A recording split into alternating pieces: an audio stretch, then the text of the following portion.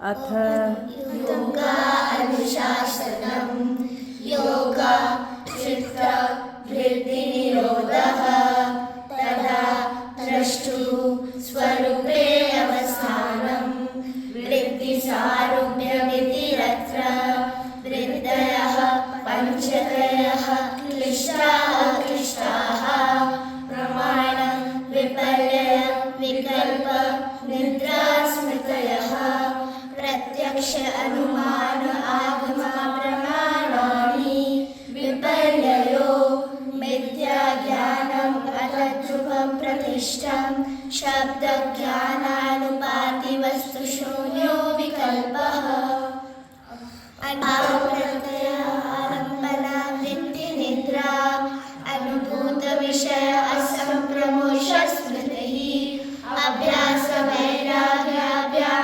तन्निरोधः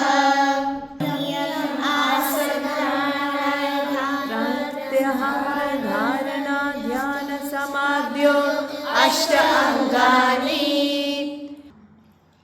अहिंसा सत्य असतेय ब्रह्मचर्य अपरिग्रहाः यमाः तपः स्वाध्याय ईश्वर प्रणिधानानि नियमाः आसत् प्राणायाम प्रत्याहार धारणा ध्यानं समाध्यो अष्ट अंगानि.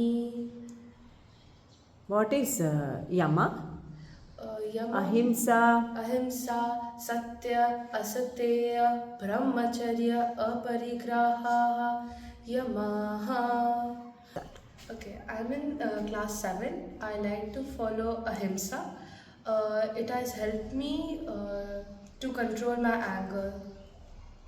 अथ योगा अनुशासनं योग चित्तवृत्तिनिरोधः तथा द्रष्टुः स्वरूपे अवस्थानं वृत्तिसारूप्यमितिरत्र वृत्तयः पञ्चतयः क्लिष्टा अक्लिष्टाः प्रमाण विपर्यय विकल्प निद्रा स्मृतयः प्रत्यक्ष अनुमान आगम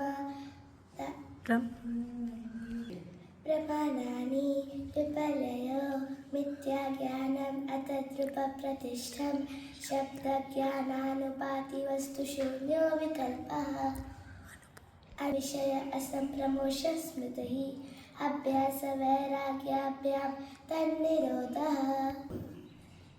I follow Satya and it has helped me success my first class test.